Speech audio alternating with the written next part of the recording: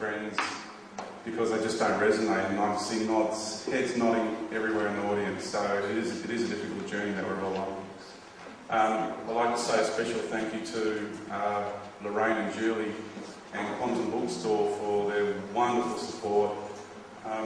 Every time I walk into that place, I feel amazing energies. If I'm not feeling really balanced, I will walk in there, and even just sitting in there for a few minutes, I feel my energies just rebalance, and it's an amazing place. It's fifth-dimensional energies already pouring into that place. So I just want to give my special gratitude and thanks to Lorraine and Julie and Quantum. I'd like to thank Carmel for the effort that this amazing lady has put in with her wonderful sandwiches and the help in the kitchen area. Thank you so much, Carmel. You're an angel. And I'd like to thank Damien and Trish for being a part of this as well, to offer their help to film it. And yeah, Damien, you're amazing, and thank you very, very much. Very much appreciate the effort, and you too, Trish. Thank you. And yeah, it's going to go a long way, I think. This is only the beginning. Yeah. Okay. Now, I just want to finish off with the moon, and I'll talk for about an hour and a bit, and then we'll go into question time, because I'm sure people have got questions, and we'll just run it through from there. So, to get these other energies out of the way, the moon. Now, the moon was once a spacecraft. It was once the jewel of the forces, or it's not really the right word to use, not the forces, it was the jewel in the crown of the fleet of the beings of the true light. And it was, you could almost call it a scientific laboratory. It was created by one of the 7 muses, or the 7 sisters from the Pleiades, who you know as Diana, the moon goddess, who is a lower aspect of the being you know as Archangel Ariel. This amazing being created this spaceship to go around seeding life on planetary bodies. So it's originally a Pleiadian craft. Now, when that moon came here and first seeded life here, the flora and the fauna is what we're talking about, the ecosystem, the love, like I said, when we take on a responsibility on that level, you inject the energy of your being into whatever it is you are doing. So, Diana the moon goddess, a large portion of the energy stream of that being is what makes up our ecosystem here on Earth. The Divine Mother is the foundation behind all of that. Okay? Now, when the Earth started plunging into lower vibratory levels, and the reptilian races and all the draconian stuff and all that heavy stuff came here and wanted to take over the planet, her heart was dying. She was heartbroken. And the beings that she thought would come and defend Earth didn't, because these beings knew the greater plan. And so Diana made a decision to come here with that ship. She armed it to the best of her ability, because naturally she's not a fighter, obviously, and came here with that ship to defend the Earth against these beings. And in that process, unfortunately, she lost the battle. And in that process, they were able to gain incredible knowledge and genetic knowledge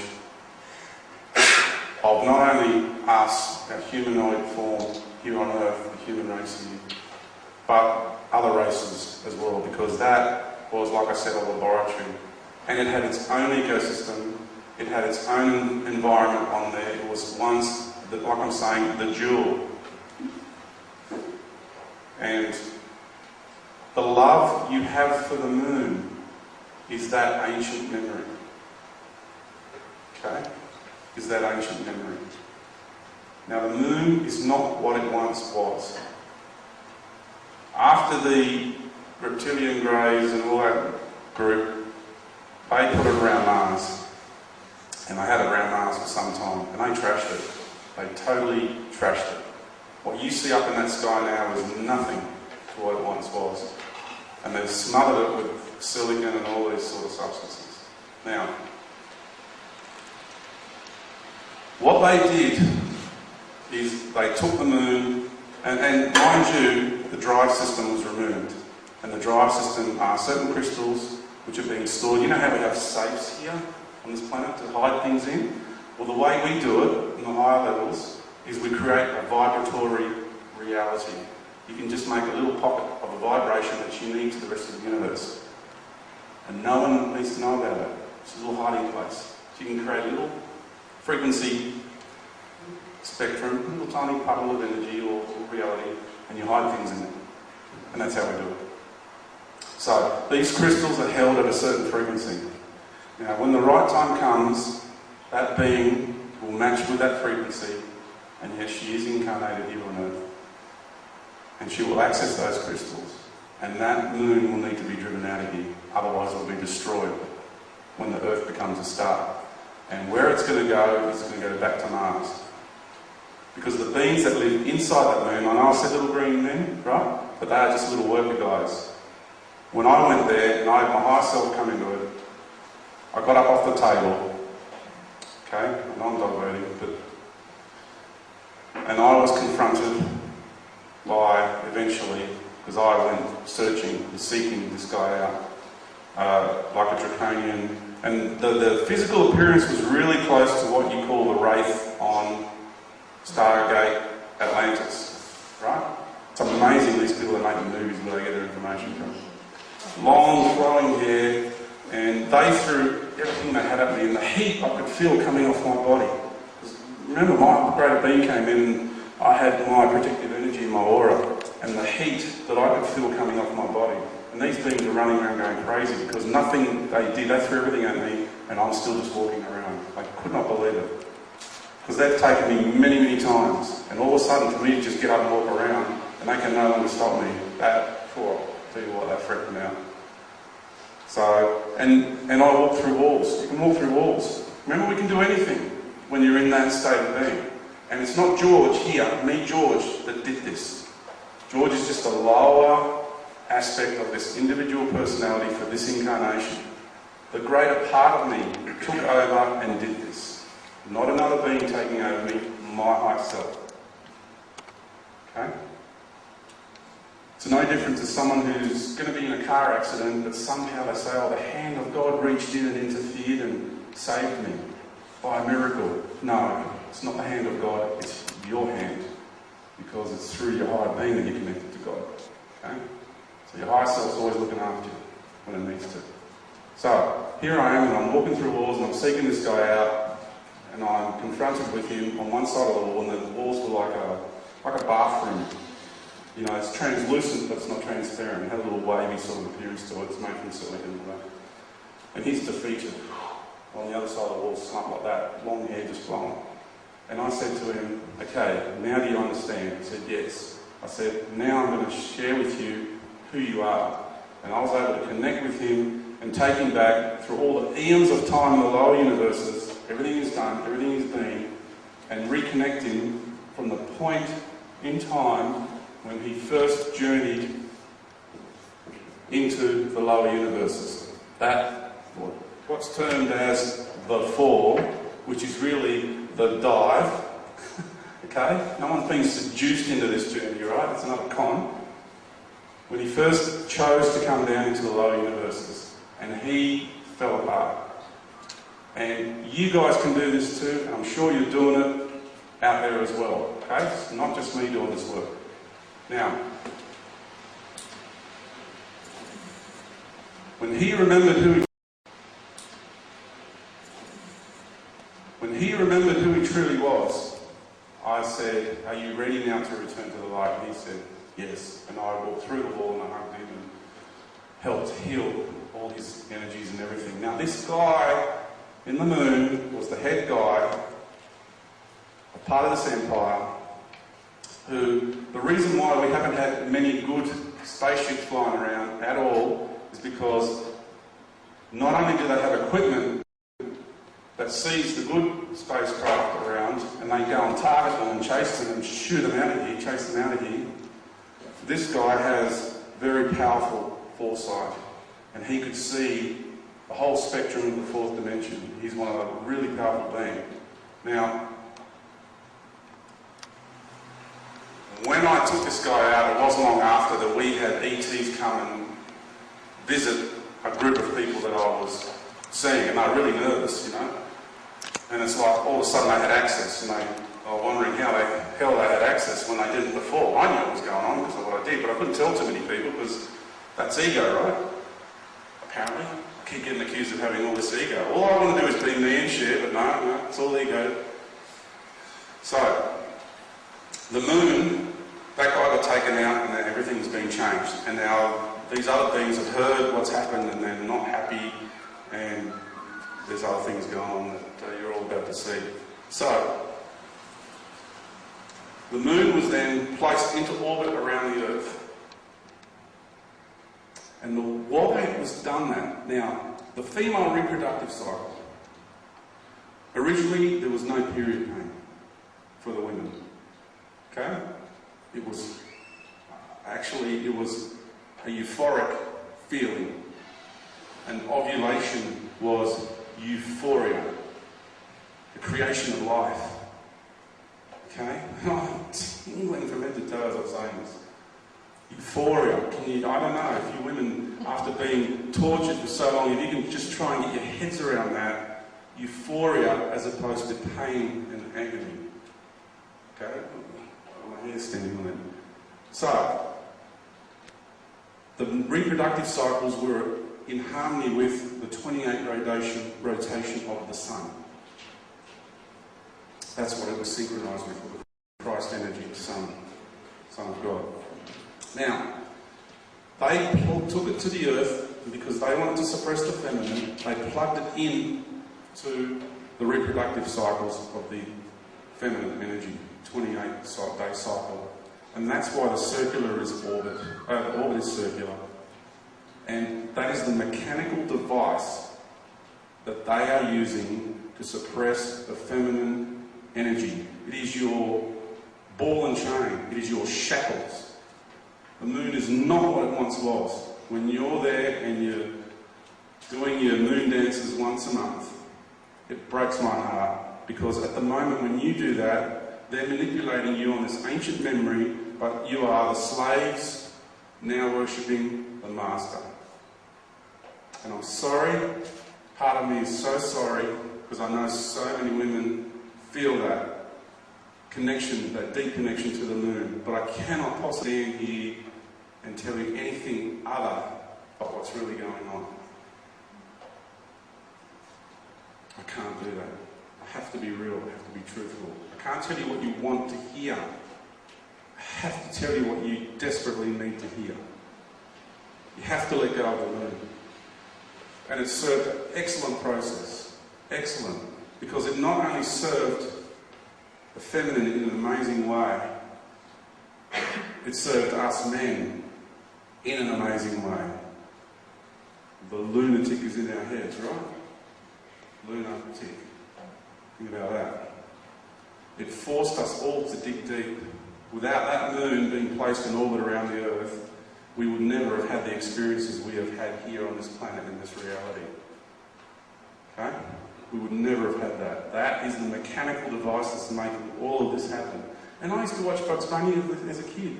And there's Marvin the Martian with his Earth space modulator on the moon. And he's got this big ray gun and he's beaming it down on the Earth. I mean, they're telling us. They're telling you. What's going on? Cheeky buggers. I love stirring this up through these films. They just put it right in your face, in plain sight. So, the moon also pulls the tides, right? Now the ocean, the water, is the emotional body of the feminine. And that's why you have these incredible upheavals emotionally at the time of the ovulation and other times. And that's why men have such a hard time connecting with women, with their emotional bodies, because we don't get the torture, the emotional torture that women are going through. We don't get it. I get it now, and still I'm scratching the surface. I've been working with the Divine Feminine so deeply, so incredibly deeply for many years now, and intensely over the last couple of years. Oh, as you know, everything's changed. And I'm telling you, we have no idea what they're going through. I'm still a kindergartner. The fragmentation of the emotional body of the woman is so fragmented, it's in agony. So please, be patient and respect the feminine, your loved ones, understand what they're going through. Now, that moon, as I said, has to be taken out of here. So, that's the history of the moon, that's where it comes from, that's why it's there. And when that moon gets taken out of here, for those who are not in the fifth dimension, who are still out here in the matrix, when that moon leaves, and I was shown this, I went through it, and probably nowhere near to the degree that women are going to go through this, right? But I lived it. And I felt this incredible pulling coming out of this part of my being, a combination of the solar plexus, the sacral, and the root chakra. It was horrendous. You can physically feel the pulling. And that's what every woman's going to feel. And the emotion that I felt was sobbing, tears of joy, finally freedom from oppression. Finally. And that's coming. And you will sob tears of joy if you haven't already gone through the high dimensions. So, have a think about that. And like I say, all this information that I share, whoever does a little pendulum thing, whatever method you use to clarify truth from fiction, you do it. You go for it with everything that I've said, because I know where I'm coming from. Alright, that's the moon. And I want to end that kind of energy in this room. I think I've said enough for that sort of paradigm. So, I think it's time to change the energy patterns and go to something much brighter. Thanks, mate. Now, the ascension process has, like I said, steps to it. We talk about the dimensional doorways. So, you know, what are these dimensional doorways? They are essentially made up like that, as we all know. You're all familiar with that side, with that symbol. And it has something to do with this symbol. Now, I put this symbol up on my last talk, and people are wondering, I didn't mention it, and they're wondering, what was that symbol that he drew? Because he didn't tell us what it was, because I talked about the medicine wheel and everything. This was the other symbol. This is the earth, and this is the path that we're on. And we're right about here, at the junction. And you will have three paths to choose from. You will have the path of technology, the technocrats, with all their wonderful technology, amazing stuff, it dazzles everybody. And then you will have the beings of what we refer to as conditional love, or the false light.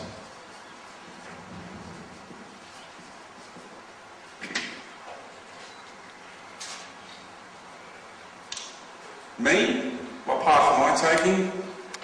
Well, I'm staying right here on Mother Earth, and I'm choosing the middle path. Thank you very much. I ain't going nowhere. So you can go with the Greys and all their wonderful technology if you like those people that are off in Mars already, and many more that are going to be going there. And not just there, other planetary systems too, because it's not just Grays, Mars, it's not just that. I'm just generalising with those because that's what's in the psyche of everybody at the moment. There's a whole lot of other races involved too, taking all the different regions as well. Or you can go with a false light, and I assure you the overwhelming majority will go with these guys. I travelled into the future with my consciousness, and this journey was so horrendous for me because I didn't cope very well with it at all, because I wasn't as evolved as I am now, and I freaked out. It took me a week to get over it, to settle down with my energies, and I saw spaceships in the skies everywhere. It was well into 2012, and people were like zombies, just walking. I remember going around shaking them. Come on, these aren't the real guys. What are you doing? Don't get on board the ships. There were tidal waves coming in. I was on a headland. There were ships everywhere. People were just walking in lines to get on board these ships. They're like in a trance. Okay? And the energy of the environment at the time was really, really uncomfortable. Okay? And that's what's going to happen to these people. That is their path. And it took me a week to get over it at least. And it was interesting because I had a friend, because this happened to me on like a Friday, then I had a friend on a Monday. I spoke to them and they had a similar experience 3 days apart. See? So,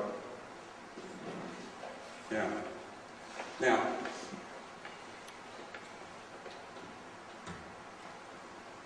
you all know that this is perfect balance, and of course, you know, you wipe all that out and you're left with pretty much,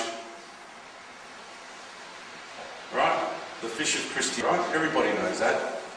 Right? You see it on the stickers on the back of cars, okay? That's where that symbol originally comes from. They just haven't completed the circus. That's all it is. So the people who designed that sticker know originally where it comes from, but for the layman, they haven't got a clue. I think it's got to do with Pisces. The Piscean age. That's what they think it's got to do with. It does, because it happened in that period, but it's not the main reason. The main reason is that. The womb of the mother, the almond, the amygdala. And sure, the almond also represents the flame.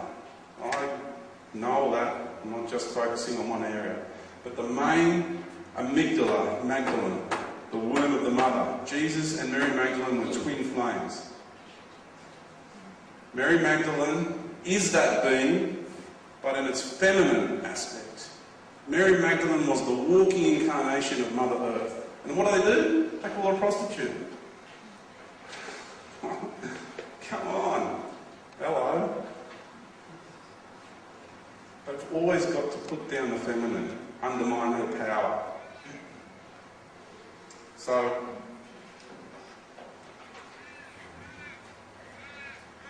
when we go through the ascension process, everybody, and it doesn't matter what relationship you are in, what kind of a relationship you are in. It does not matter. There is no judgment here. Okay? What you will naturally want to do inside of yourself is gravitate to your twin flame. And people say to me, well, hang on, I've got past life memories of being a woman when there's a man standing in front of me. And I'm going, well, you as an individual did not have that life. What you're blending with is with your feminine counterpart. People can't grasp the concept, okay, of the fact that as an incarnation here on this planet, that they think that there's just this body and there's androgyny. I can tell you I've been to planets where the whole race is androgynous, but only the physical. Only the physical. The expression of the being. They're divided into masculine and feminine. Just because the physical name says androgyny does not mean that they are androgynous. Far from it. Far from it.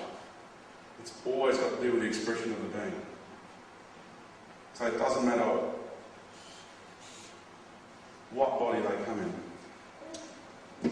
So you will naturally gravitate because you've got male and female. Christ energy is perfect balance.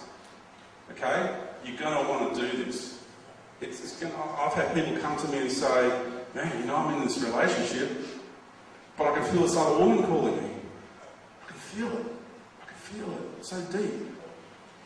And this is what we call divine sacred union. So, you have, remember, it's perfect balance. True ascension can only be achieved by the golden mean spiral of the masculine coming together with the golden mean spiral of the feminine coming together in divine sacred union, and that is the Holy Grail. That is the Holy Grail. And I'm not saying that to undermine any relationship, any marriage, anything like that. It does not undermine that. And that's where the church has gone wrong, because on one level they know this, but they've forced it on people to the nth degree. They won't allow people to have relationships and freedom on this world. They won't allow that. Okay? Because they're control freaks. You know that. So like I said, no judgment. Whatever relationship you're in, you will automatically have this awakening take place inside of you. And you will just know. You will look into each other's eyes and say, darling, it's time for me to go. And especially when it comes time to walk through those dimensional doorways, and you will happy, each partner will just be happy to go your own separate ways.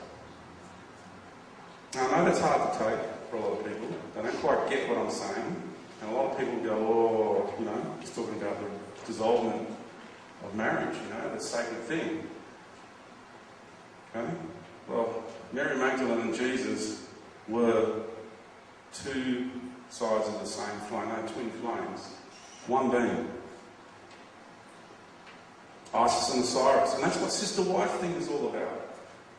Sister-wife, what does it mean? When you find your perfect counterpart, that person will be your father, your husband, if you're a woman, will play the role as your father, will play the role as your husband, your lover, your brother, and your son.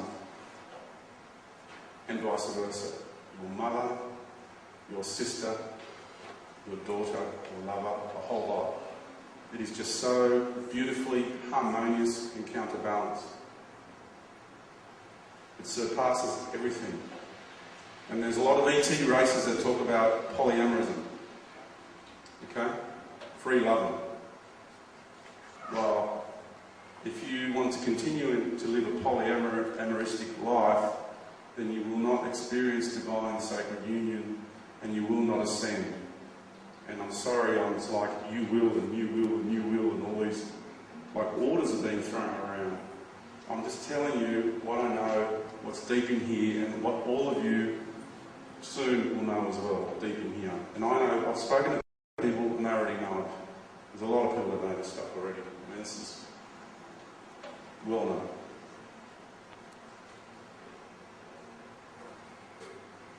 So this symbol is really important because that explains our journey into sacred union through to ascension. Perfect balance.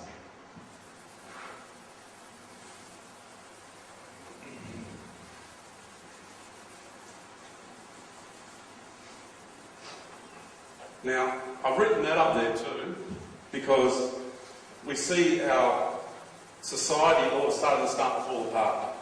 And it is, isn't it? Everything's crumbling. So it starts, you know, with the finances, the economies and all that. And we can see that the ecosystem is now starting to fall apart. And it's just going to compound and compound. But I can assure you that Mother Earth is refraining and holding back, and the majority of the earth changes, so to speak, are right at the end. Alright? So you've got time between now and then to get yourselves organised. To get the awareness happening, that this is coming. And I'm sharing this with you not to say, but my career, the plans that I had, hey, mine too. You know, there's a lot of things that I wanted to do in life, there's a lot of things my kids wanted to do in life. And one of them's like, oh, Dad, I think I'm just going to miss out on getting my licence. Like, from a teenage boy, I can tell you that's a big thing to miss out on. That hurts. That really hurts. So, for people who are in the know, they know what's coming, but don't stop living life. Do not stop sucking the most out of this reality, because the way this reality is now, it has never, ever, ever existed before.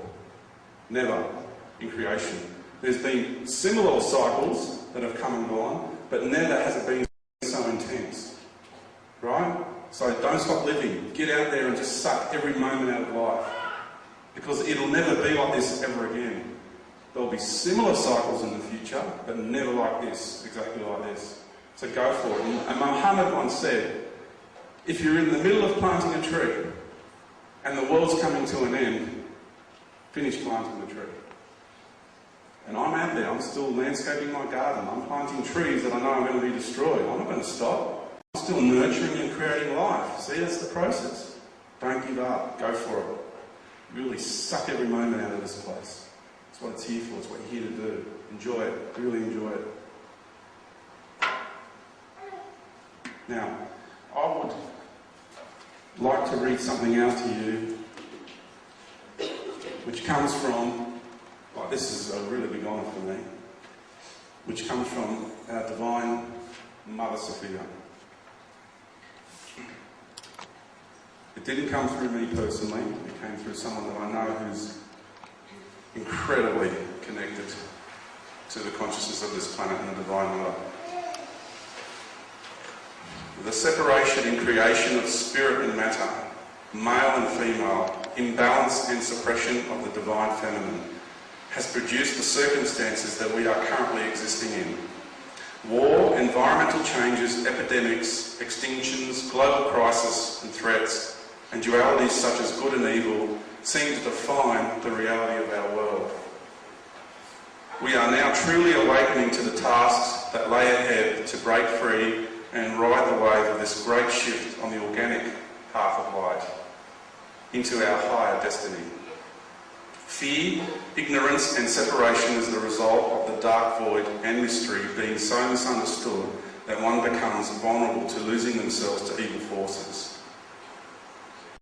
Without understanding it as the mother womb that needs our union with her, we are subject to the torments of suffering, pain and confusion which produce a kind of hell. The inorganic entities, archons, demiurge and life-creating powers, with all their deceptions, just try and run the show and we lose our truth, wisdom and the protection of spirit when we forget who we are. Good ends up getting lost in what evil produces and it becomes an inner war and struggle, creating external chaos and the need for the great quest for truth, hope and divine love. These conditions are the nightmare of Gaia. I do the soul work to awaken us to her as Sophia. It's understanding the difference between Gaia and Sophia. Gaia is the planetary personality, and Sophia, Christ Sophia, is the Heavenly Mother. Faced with the struggle to dismantle the false matrix, recover my multidimensional aspects, and alchemically transform the world, she and I are one. She needs our help and we need hers to complete this. Nature is divine will, the breath and life force of Gaia Sophia. This is where we need to be in union with her to strengthen the immune system of her body and our own. To wipe away the germs and enemy and live the true dream. Creating inner union of male-female and merging good with evil, light and dark, fear with love, gives us the experience of balance and neutrality, which allows the negatives to dissolve and be the regenerative Kundalini force of the underworld that produces good things.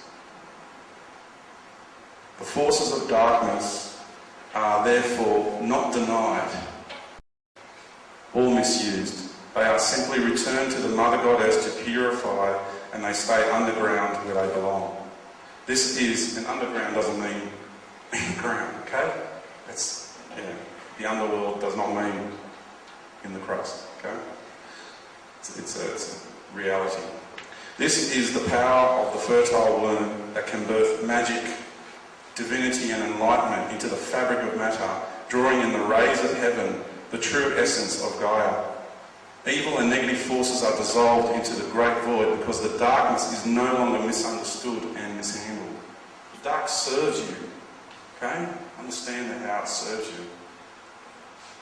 The refusal to surrender and the need to control everything and have power has to be given over to the trust of Spirit and the divine plan so that we act in union with earth, instead of abusing all that Gaia provides and all falling prey to the forces of the grand deception. When the centre point of harmony and balance is achieved and our power becomes love and wisdom, the tree of knowledge and our soul path becomes one with the tree of life. The union of heaven, our higher self, the underworld, our deep soul, mother womb and unconscious, and the earth, our body and home, is what we all seek to achieve as co-creators. My path as Sofia has secured this for life, as I have taken the journey of the world soul that we need to assist in the completion thereof. With the will to become one with the flow of death, transformation, balance and renewal, one can shed the old voices of authority, the forces of the false matrix and the negative technologies that have tried to have power over us. We can allow destruction to transform us internally first, rather than have destruction externally try and teach us where we still have to grow. When we release the pain of separation, find the goddess within, the goddess within, and recognise the eternal connection that is always with us, we can triumph over the forces that limit and control our creative energy. This is not physical death and destruction. It is the power that releases us from the forces that no longer serve us. Bringing love and union to the places that are in darkness and that feel abandoned, lost or forgotten is how we can emerge from our own deep sleep and then reclaim our spiritual fire and creativity. By aligning to the healing power of love that surrounds us, we can step out of the way of ourselves and become not an obstacle but an agent of the divine will. This is the intent of the Mother, who by essence unconditionally loves, nurtures and protects us. Only when we turn our back on this do we experience danger and threat and contribute to the wounds of the earth. This is the age of awakening to how we stop this pattern of destruction. This whole journey over time, the path of free will, the work of the world soul and the intention of nature and spirit leads us to the magnificent era of which we are on the cusp. The deceptions and traps that remove us from our highest destiny are going to be exposed, and as things get shaken up, my love and truth as the Mother Goddess Sofia will always remain and protect us through this great shift and transition. Just see if there's anything we've got. Remember I told you about, just quickly, the Council of 12. Well, this is something really important to understand who these beings are, the managers of the universe. Because the Council of 12, right, really are the embodiment of 12 different archetypal streams of the universal consciousness. That's what they embody. And I'm sure you've heard about, oh, we've been dumbed down to 2 strands of DNA, but we're meant to have 12. Well, guess what? Each being is a strand of DNA. So when we get fully activated with all our DNA strands, we are going to be functioning with all the wisdom of all 12 archetypes at all times. We will be integrating with the whole universal structure. So all these DNA researchers say that you've got 2 DNA strands. I can assure you there's a whole bunch of people in this room that are operating from 6 or 7 already. Don't listen to what the scientists on this planet are telling you. Because otherwise you're operating from a split personality of only 2 archetypes, and that is not possible. We have the whole range happening here. Some more than others. Some have a stronger archetype or DNA strand activated than others do. There is so much deception going on in this world. 12 archetypes, 12 DNA strands. Archetype Here's a DNA strand. Will be functioning from all 12 at all times. That is the wisdom of a human being.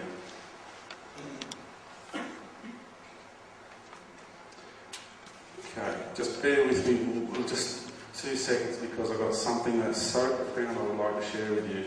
People say, yeah, Father, Son, Mother Earth, I don't believe it. And I know I've spoken of gematria, okay? I've got to work from some notes because I haven't done any number crunching in a while. I've been working with the feminine for a long time now, so my number crunching has gone a little bit astray. So,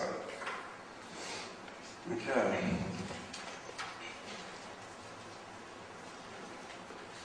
Gematria is numbers assigned to the value of letters in the ancient Greek alphabet and the ancient Hebrew alphabet. If you understand gematria, you can decode the Old Testament and you can decode the New Testament, the Hebrew and the Greek. Okay? The reason they did that was because they knew it was going to be manipulated. So if you hide a code in the scripts, then it's harder for the scripts to be manipulated. Now the value of the Magdalene is 153. And you've heard of the 153 fishes in the net, and I just want to say, Margaret Starbird, you are a legend, okay? The work that she's done in this area is amazing. And David Feiler, you are a legend. The work that he's done in this area is amazing.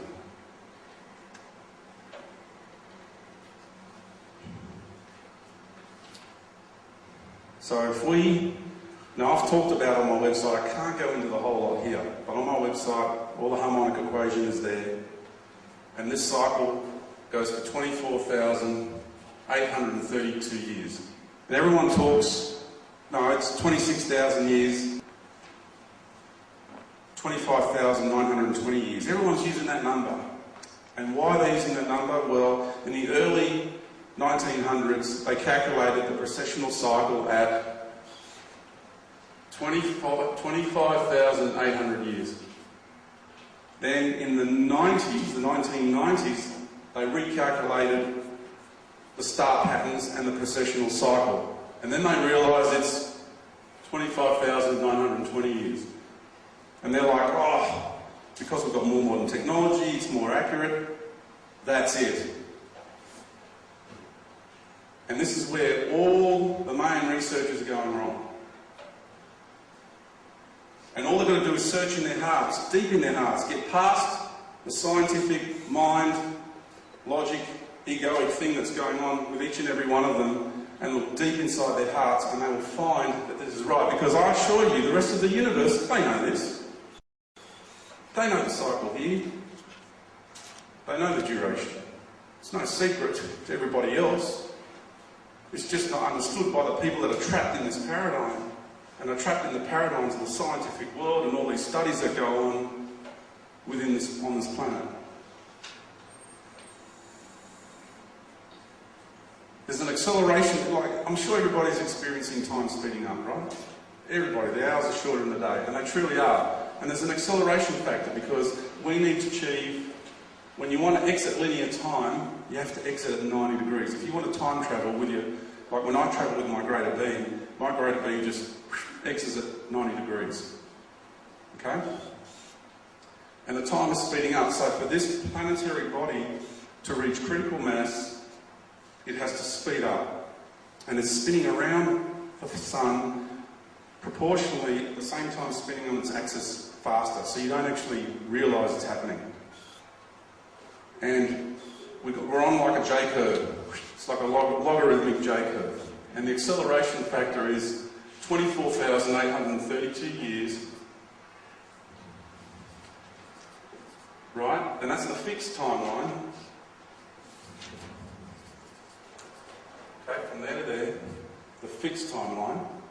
And we're on this one, which is called the illusionary timeline. That's where it steps in, and yes, it is an illusion to a certain degree, but not the extent that I was talking about previously. And we are going through an acceleration process, and that is plus 6.18%, which is 1/5 for the people who are into that sort of thing. The 5 is the golden ratio, that's the heart. Okay, that's the numbers involved with creating that spiral, the golden spiral. Now, when you recalculate, like if today they were to recalculate the precession, they would find that it's 26,100 years or something. Because when this is completed on the 21st of March 2013, it'll be 26,366.618 years. And again, we have the golden ratio on the end. So I just needed to clear that up. So for those people who are really into that kind of thing. So, because I keep seeing all these fantastic researchers and they're stuck on that 20,920 years, and if they were just to move across and look at those numbers, just consider them in their calculations, bang, it'll all just open up for them. Everything would just go clunk, clunk, clunk, clunk, clunk, clunk, clunk. All the cogs would sit in the place, all the pieces of their puzzles would come together. But a lot of them just don't like the fact that who's this guy from down under that's saying this stuff? Who does he think he is, right? Well, it's inside each and every one of you, this knowledge. Okay, please, it's not an egoic thing. Okay?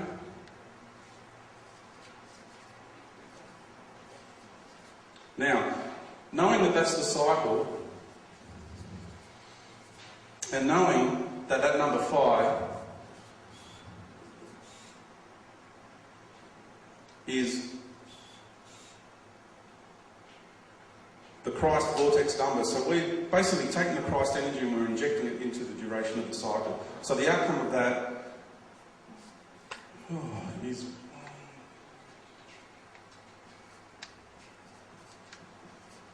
the value of the 15 just happens to be the sum of your DNA codons. Okay? That number, that's what it equals. The number, you get 153, which is the Magdalene, right? Just a coincidence, right? Just a coincidence. 34 is the DNA wavelength. So the wavelength of the DNA from there to there is 34 angstroms. So you can see when you take that duration of the cycle and you inject the Christ energy into it, it plugs in. It plugs into your DNA. It plugs into the divine feminine. It plugs into everything. If people would just look at those numbers, they're missing out on a lot. They really are. And the 47 is the flock. And in the Hebrew alphabet, the Magdalene, the Magdalene, is the tower of the flock. Okay? Just another coincidence.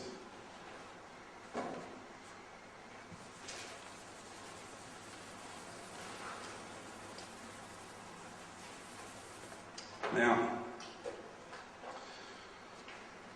if you take the duration of the cycle of 24,832 again, and you put the 64 codons into it, you get 388.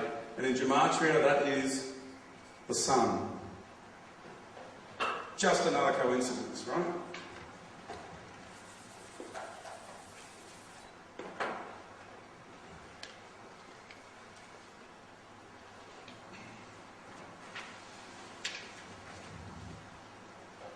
So I could rattle stuff off all day to do with Gematria and the numbers, but I'm not going to do that.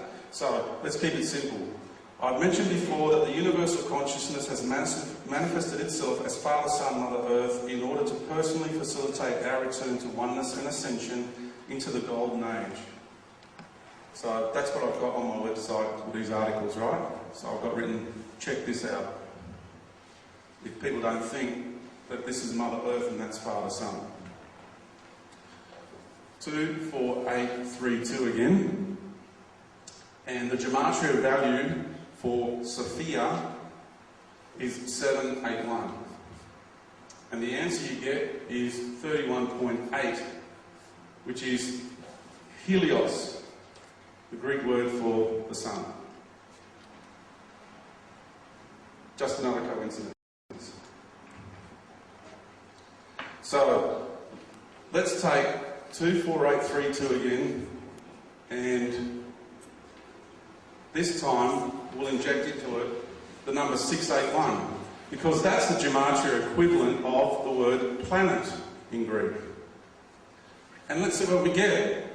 We get 365. So you get the 365 days of the year, and 365 is Mithras, the sun god, in gematria equivalent. Just another coincidence, right? Oh, gematria is not real. It can't be real.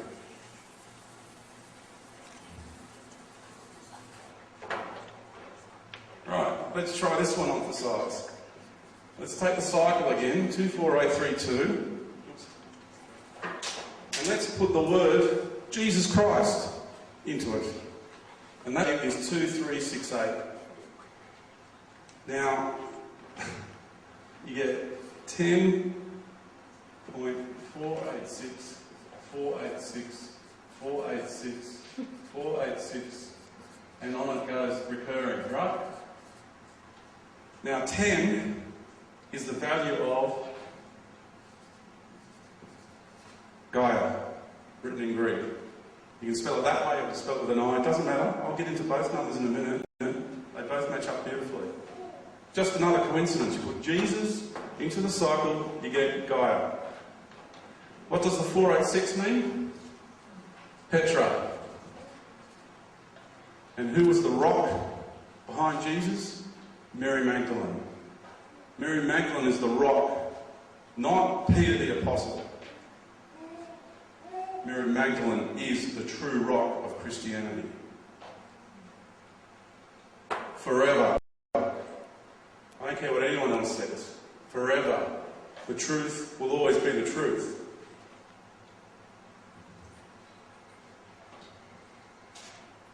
If you want to break it up again, it also equals honey, the sweet nectar of life. What a beautiful woman she is. 1048 just happens to be the word microcosm. Isn't that what we're doing here? It's a fractal of the rest of the universe. This is the microcosm of the macrocosm. It just goes on and on and on.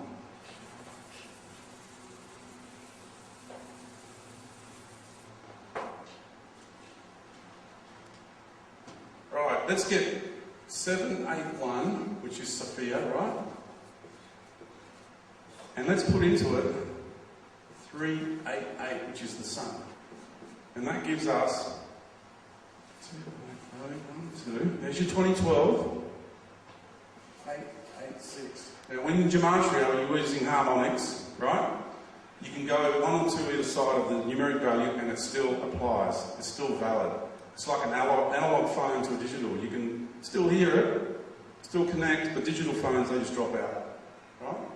So we're talking harmonics, we're talking relationship. So when you get numbers that are close, it's still valid. So in harmonics, 888 would still be valid here, and that is Jesus. And you get 2012. And 128 is 1 from 127, which just happens to be 127, for all those number buffs, equals the square root of phi of the Christ vortex. It just goes on, folks.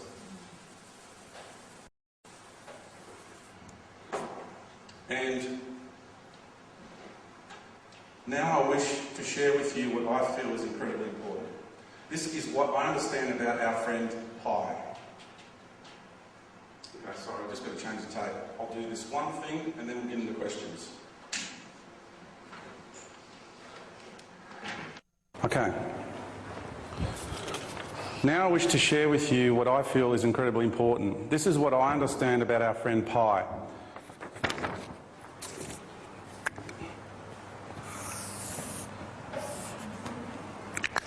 Okay, I'll read it out.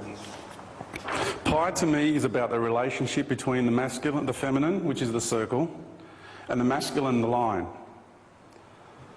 It is the divine ratio of our Heavenly Mother and our Heavenly Father. If we take pi and inject it into the sphere of the mother, the completion, wholeness or oneness, the result speaks for itself.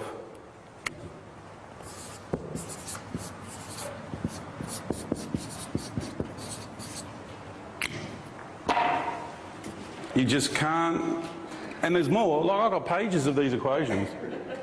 I could just keep going, but I don't want to do it to you. I think I've made my point, okay? I think I've made my point.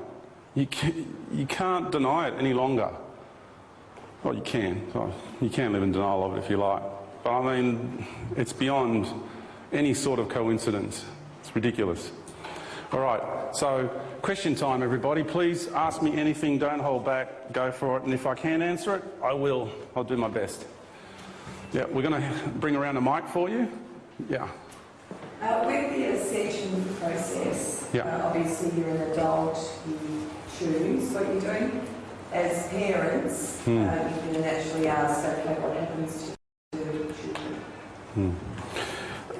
Thank you. That's a really good question, because I've gone through these issues myself as a parent. Now, the way I truly feel about it, deep in my heart, is whatever the soul journey of my child is, that's what I will honour.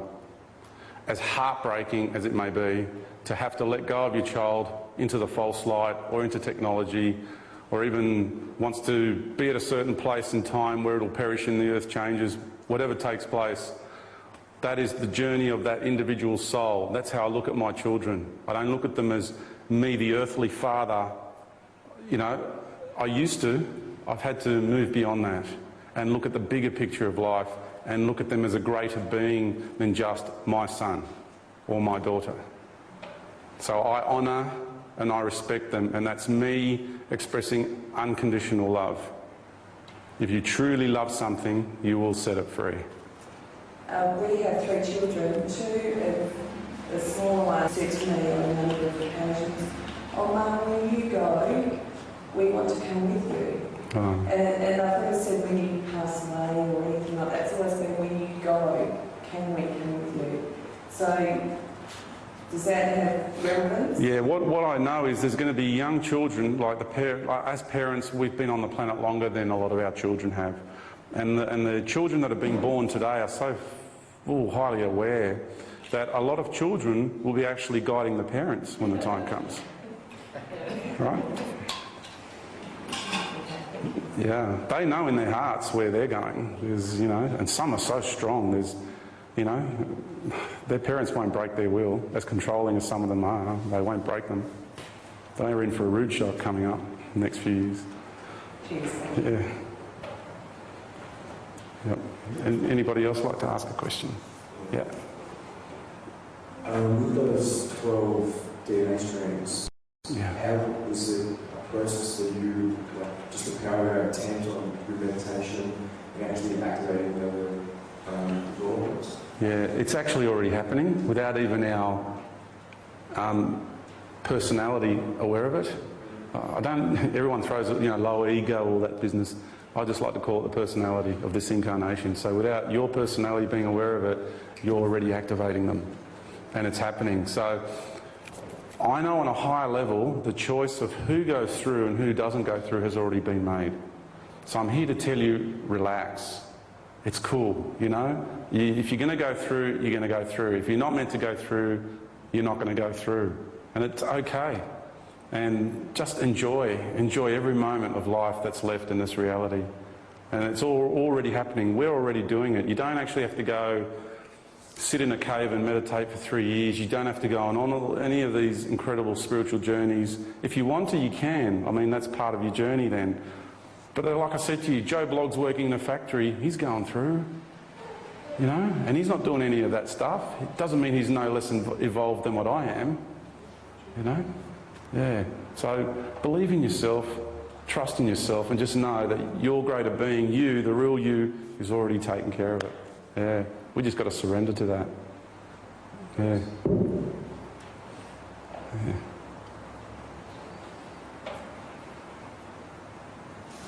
When you said that you've got like 3 choices, or whatever, Fridays on the false light, and you said you were going to stay here.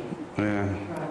So does that mean that when the Earth turns into a star, that you perish with that, or No. what happens? No. Maybe a bit of clarification. Sure. What happens is dimensional doorways are going to open up all over the earth, and that is what this represents, the womb of the mother.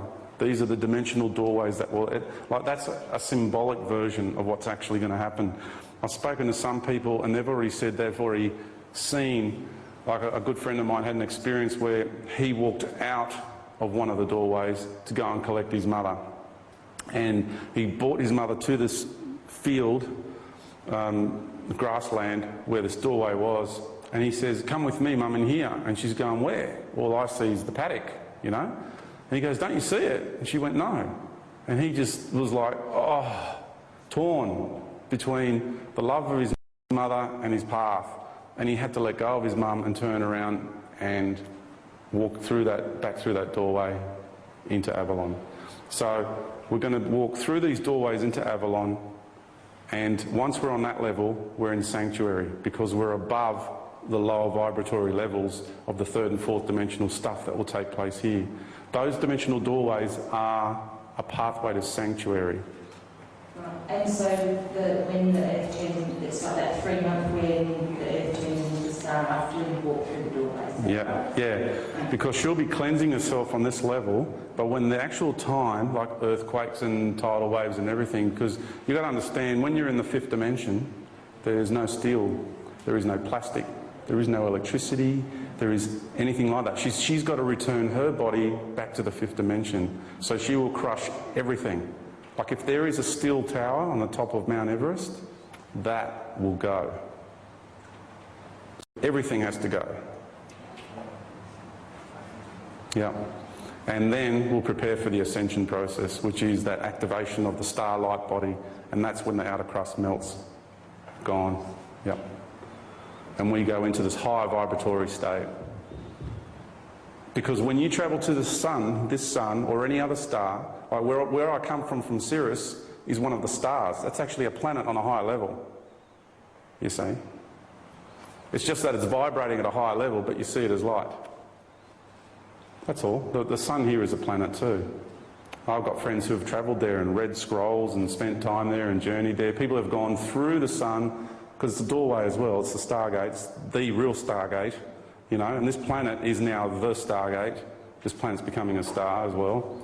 And that's with the feminine taking that plunge into the lower universes, that sacrificial journey, and then coming back up in divine union to be equal with her loved one once again, vibrating on the same level. That's why she's turning into a star. It's the return back to her loved one. Yeah.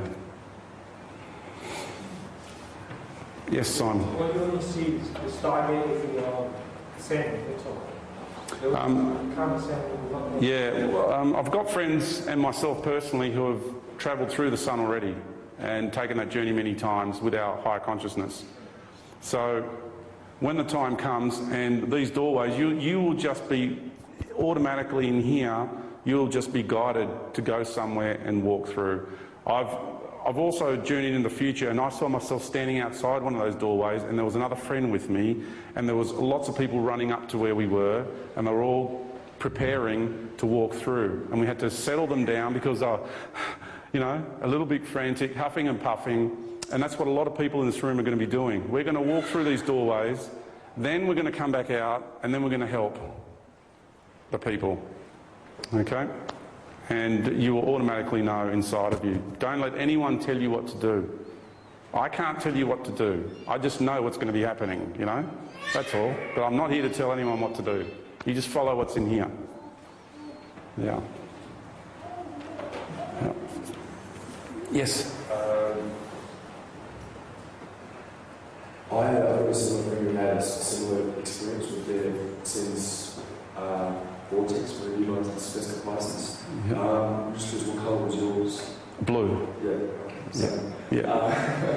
Also, how long do you feel that we're actually going to be, is it like a void that we're going to wait for this 3-month period?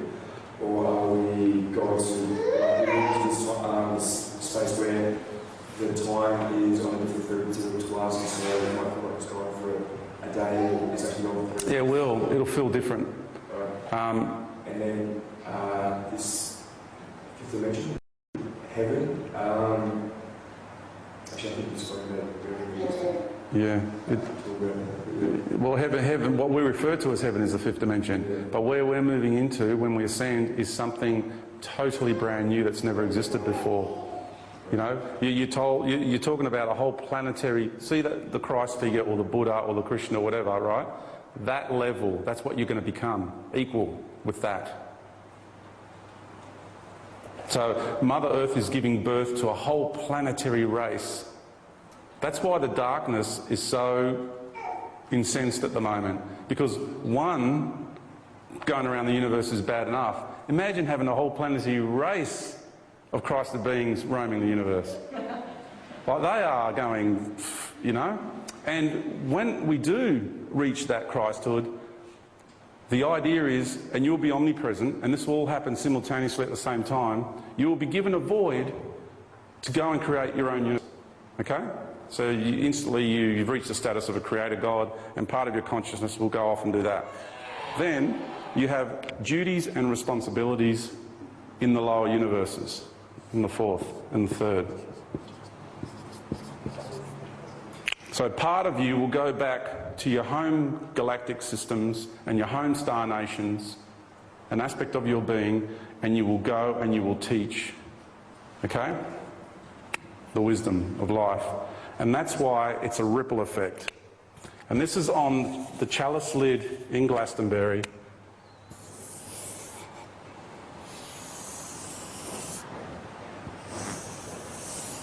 And of course, every symbol has a multi-dimensional meaning, and I'm just going to give you one that I think is really important here. If you look, when you throw a stone in a puddle of water, you get the ripple effect that goes out. So here's the sun, and here's the earth, and when they become two suns, the energy beam of each one will ripple out, and eventually this part here grows out and out, this beautiful balanced state here. And so you've got the twin flames in here, which have merged and become one. And then as they go out, they grow and they become one big ripple, and that will go out. And so the effect of the fourth dimension, when this transpires here, it will have a ripple effect, not only energetically, but practically, pragmatically, functionally throughout the whole universe. What's going on here on this planet right now is the process of creating peace, is bringing all the separation and all the pain and all the suffering to an end. The ripple effect. Yep. Anybody else got any questions? Anything at all? Feel free. Otherwise, I'm going to start talking again. You don't want that to happen, do you? On your model of the dimensions, Yeah. what level is a star on? Like as it sort of fractals down, as we look up at the stars, what dimension your model are they in? Some are fifth. The lowest one's a fifth. Yep. That's as low as they go. Yeah. In my model, in my understanding. I could be wrong, but that's how I see it. Yeah. Yeah. And just so you get an understanding too, I've recently come across a mantis being who is part of the Orion League. Like the higher aspect of this being is the star you know as Rigel. And it's interesting because, like, you know, the mantis beings and these type of insect beings were the very first physical structures that lowered down into that came down into the lower universes, because the reality was really harsh. So that's why they had this really tough external shell to accommodate life in that harsh environment. So the understanding is that this being, on another level, is that star. And it's interesting because it's not only an insect being, but its star vibration attracts insect grey races as well, the Rigelian greys. So it's really interesting to understand the structure of our galaxies, of our universe, and how when your being resonates, because that's what we call gravity, right? We gravitate, your soul gravitates. People don't understand gravity. The scientists go on their heads, we don't understand what gravity is. Well, it's really simple. It's the law of attraction. That's all it is. They're going through all these crazy scientific formulas, this, that, the other, and say, hey guys, the answer is really this simple. It's the law of attraction. So when a being resonates itself as a planetary body, it sends a signal out through the universe. And all the souls that need that experience and that life and that journey will naturally want to gravitate and incarnate in that realm, that vibratory realm. It's that simple.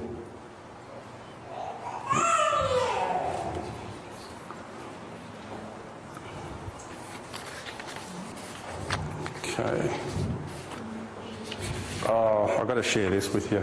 If no one's got any more questions. Yeah, you got one? Yeah.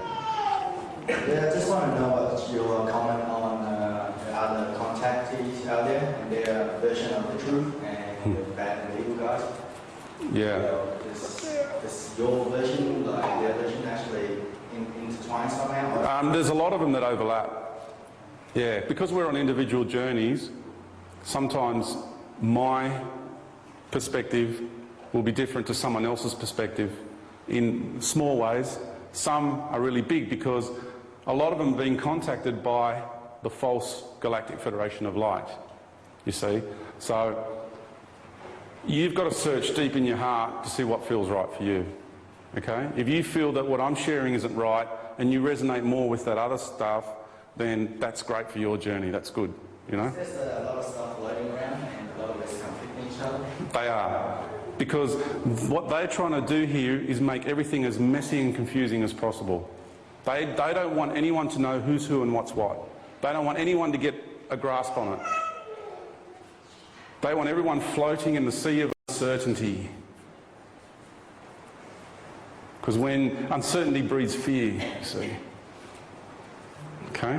Then when you're not sure about yourself, you're not sure about anything that's going on, then you're like putty in their hands. But when you've got it like I've got it, rock solid, anyone tells me, right, that you're delusional, that I'm crazy, all this sort of stuff, okay, I understand, everyone's entitled to their opinion, I fully love, honour and respect that. But they're not going to change me. They're not going to change all those years of torture I went through. Okay? There's things that have happened to me that you can't imagine. No one's going to change that and take that away from me. So I've seen many different races on many different levels. I interacted with really good races. Some of the mantis races are the most incredible beings you'll ever meet. The wisdom, trillions and trillions and trillions of years of wisdom. So much love. Okay? And then there's evil ones too. Okay? So the best way to distinguish is what resonates in here. That level of discernment surpasses everything. Make that, and I'm sorry I'm going to say these words, but it's appropriate, your bullshit monitor. Okay? Make it that in here.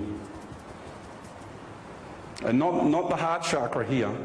I'm not talking about that chakra. I'm talking about the one up here. Okay? Because we're integrating all seven into one. You'll see Buddha and Jesus, big chakras open on the chest here. This is what I'm talking about. Okay? If you want to go home and do a good meditation, right, you just sit there quietly and put your hands here and press in here and focus your intention in there. Don't worry about traversing the universe, you go in here. Okay? Jesus said, Buddha said, the pathway to heaven is within. You go in there. That's your connection to your higher self, to your God being. Okay? It's above, yeah. It's pretty much about where the microphone is. You feel it. You can press in your chest here, and then you'll just touch a spot, and it's like, oh, it just feels different to everything else. Okay? It really does. Pardon? In acupuncture, it's the heart self-point. Self-point. And this is what I want to say to all the people who are healers. To all the people who are healers. I've got a big message for you. Okay? If you contact the person you are healing and you tune into this part of their being, you focus your intention there, and what you do is you bring the light from in there out. Because you are connecting to that person's higher being. You are then connecting to that person's soul journey. That is the magic key to unlocking what's inside each and every one of us. It is limitless, that energy source in here inside everybody. Connect with that part of the person when you do your healing. And you will see amazing things occur. It is really that simple. Okay? Yeah. I just want to get clarity by summing up the last statement sort of into 30 seconds. Yeah. If I'm understanding correctly, you see the doorways, Yeah. walk through the doorways, go into space of sanctuary. Yeah. While we're there, the Earth becomes a star. Yes. Then are we coming back onto a regenerated Earth, or are we all headed off into different directions? Yeah. Once the planet becomes a star, you will be in an environment, and I travelled into the future and I experienced it for myself, and I assure you I didn't want to come back. There are no shadows, and that was a really freaky thing to get a handle on. Because you can go like this, right? And you look in there, you look in there, and there's the same amount of light in there as there is around you. There are no shadows, because there's no duality. And there's no sun in the sky, of course, because the whole reality is illuminated. You look under here, under a chair, under a lounge, there's no darkness. It's gone. And the whole ecosystem feeds off light. Everybody is living off pure energy of light, consumes anything else. You don't need food, No. just breathing. You don't even need to breathe. You don't have to think about anything. All you do is just be. Yep. It's way beyond anything what you refer to as angelic. It's beyond all of that. On this reality, when you're with your partner, okay, and you just love each other and you just embrace each other and you don't even have to think or ask. If you need a knife and you work in the kitchen together, you go to turn around to grab a knife and there your partner is handing you a knife already. You know that total synchronistic, wonderful feeling when we're working together and loving one another in harmony. You just function in that mode. It's truly amazing. It's pure flow, because you're flowing with your counterpart, and your counterpart may be off in one part of the universe, and you've got full awareness of every moment and everything that's going on, and everything that your counterpart is experiencing, you're experiencing instantaneously. It's total merging of oneness. Because remember, you'll be functioning just as the universal consciousness functions. If you think of all those dimensional levels, you think of, I mean, you could take 1 square metre of life on this planet and the complexity. You'd blow your mind figuring out the way life interacts in that 1 little square metre. Let alone all of us and the whole planetary body and the whole galactic system and all those dimensional levels, the vastness of power, of comprehension and design and harmony and functionality that we are talking about. That is how you're going to be operating. All of that instantaneously at your disposal. It is big. It really is big. And you're going to be told that this path, when those beings turn up, you're going to be told that this path is the path of the Antichrist. That's what you're going to be told. And just to hit on another point, you're saying by the time the doorway's open, you're saying that a lot of people have already left on the other 2 paths. Yeah. So those who are still on the planet... No, they will have already left. Yeah, no, those who are still on the planet will be the ones walking through the doorway. Yeah, or some will perish in the earth changes. So you could say there's a 4th path, but it's not going to be many. The amount of people that will perish in these changes will be far less than what is spoken of. Far less. Okay? What happens with the people who depart from the earth in the earth change? That's a good question. Now, the people that will leave and go with the spaceships, they will initially become agents of those beings. They will enslave you. And the way they do it is like, what's the difference between us and a communistic state? The difference is a communistic state has a play area of that much. That's their level of freedom. Ours is this big. We're still contained. We've got more toys to play with. We've got more gadgets to play with. We get kept entertained more. But the truth is, we're still enslaved. Right? Now, when these guys come along and promise you this version of ascension, well, you know, your playground is going to expand incredibly. And for those people that don't have the ability to see the boundaries and to understand that you're still going to be enslaved inside a system, because relative to what they've created here, this is going to be total freedom. People are going to take to it like candy, I'm telling you.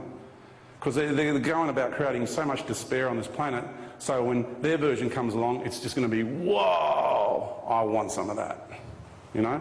But they will be enslaved in the system. And then eventually, through periods of time, because there's other planetary bodies that are being set up like this one, because this process is successful, okay? But there's other beings who have manifested themselves as planetary bodies, sacrificing themselves just like the Divine Mother did, who led by example, and they will facilitate incarnational experiences for cycles to birth more planetary races of Christed beings. So while we've got one going on here, the journey does not end. It will continue and continue and continue to happen. So you got people going through going with technology. Yep. The people going with the fake knives. You've got the people going through the portals. Yeah. And you've also got the people going through the earth changes. What's happening to the people going with the earth changes? So they're not going through any of those other parts. You're saying there must be what happens to them. The ones that perish in the earth changes will go back into the cycle of birth, death and reincarnation as already is happening here now. And they will either go back home to their galactic family or they'll be trapped. It depends on the journey. Each one's got an individual journey. Some might go back there for a while and then what they will do is they'll gravitate and incarnate onto one of those other planetary bodies of which I'm speaking of. And some people call it New Earth or whatever, you know. We'll be taken to a New Earth or something like that, and it's just something similar to this one. Yeah. Yeah. Yeah. Yeah. Talk loudly? Oh, the mic's coming. Yeah. I think for recording purposes it's better through the mic, yeah. Yeah.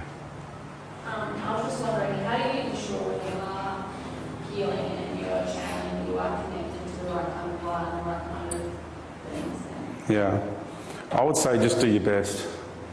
Just trust in yourself. I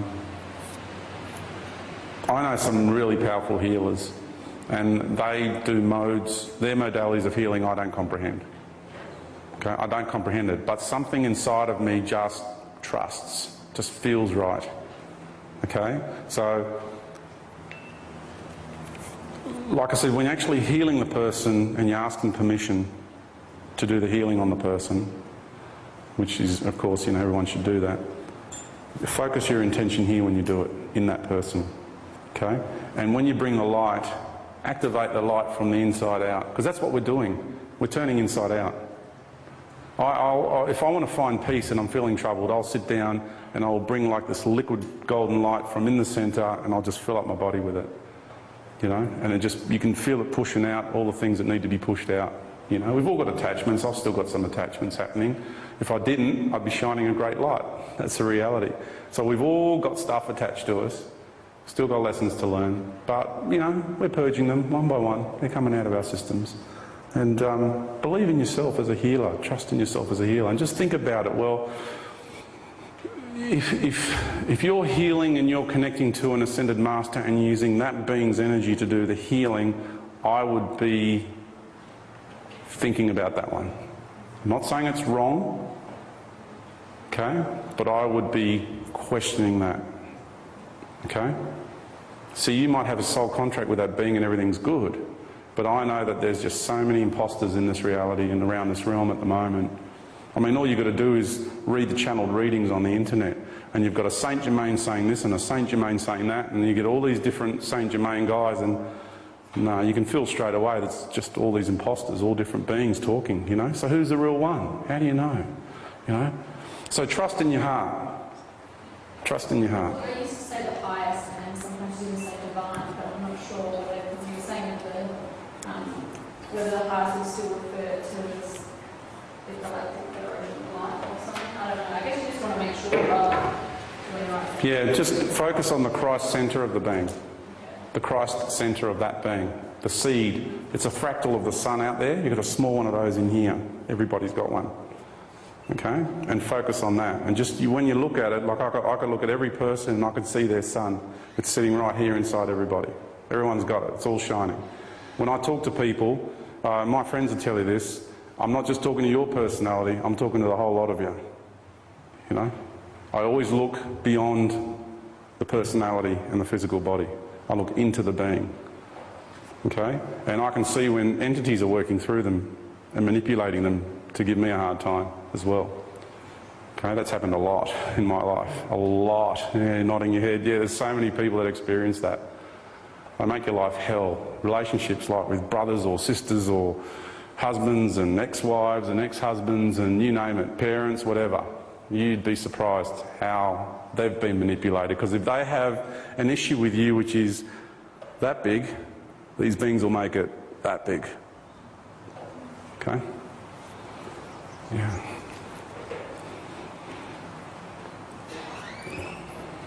This was, do you try to spread the message to them, or do you just keep it to yourself? Yeah. This talk that I'm doing here is basically spreading the message. Where it takes me from here, I don't know at the moment. I feel it's going to grow eventually.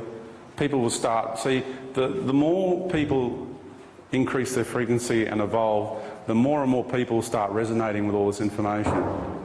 There's an incredible amount of people, yeah, there's a few people leaving now. I just want to say, everybody, love, liberation and fortitude, okay? Yeah, thank you. Yeah. Thank you very much for coming. Thank you. I feel that my path is taking me somewhere, because this is what I'm here to do. I went to Avalon recently, and because I'm one of the 12, you know, taking responsibility, and I was one of the Knights of the Round Table, for example, to do with that. What it means, what Excalibur means, the sword. Jesus was crucified on a cross, and that is really the sword as well, as far as and galactic alignment. But on one level it means the sword in the stone. He was crucified on the mound, right? It's the sword in the stone. The sword represents knowledge. It represents the true knowledge from the good spirit, the truth, the revealing of the truth, the apocalypse. So effectively what you do is you become the sword. So by me speaking here today and this going around all around the world on the internet, what I'm doing is I am ramming me, the sword of truth, into this matrix. I'm here to bring down this matrix. That's what I'm here to do. We all are. I'm just doing my bit to bring it down, and that's to speak the Logos. Okay? So what we do now, everybody's doing their bit. Okay? If you're sweeping in a back hall in a hospital somewhere, you're doing your bit. No one's better than anybody else.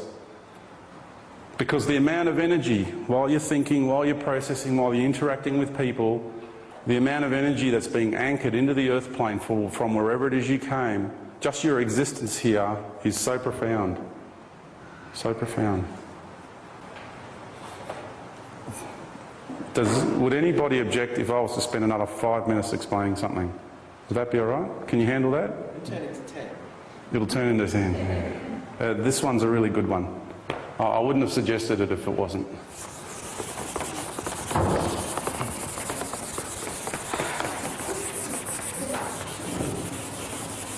I think it's important to get this one on the video, that's why. Okay, we have the DNA wavelength, okay?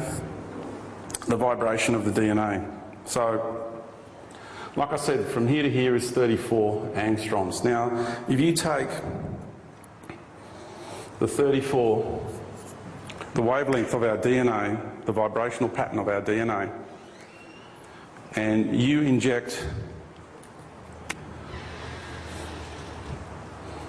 and you multiply it by 1/5. Now, the reason you do it 1/5 is because we are below unity. So we're talking about the Christ energy below unity, below the Christ unity, underneath oneness, okay? This is where we're at now.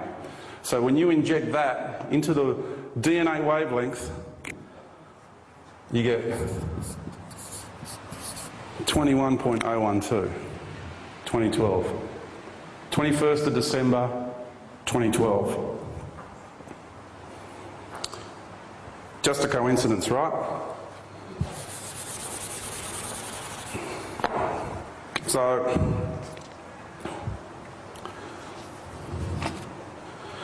let's now take the DNA again after 2012, when I said once we're in unity and oneness back in heaven, right? Let's inject the Christ vortex into that level of our DNA. The answer you get is 21st of March 2013. Now, if you want to call that just a coincidence, you go right ahead. But to me, that's a slam dunk. That's when the planetary light body gets activated, 21st of March 2013. So I'll finish it there. I just want to say thank you to everybody for coming along. I want to wish you all the love, all the liberation and all the fortitude to each and every one of you. Thank you very much. Thank you.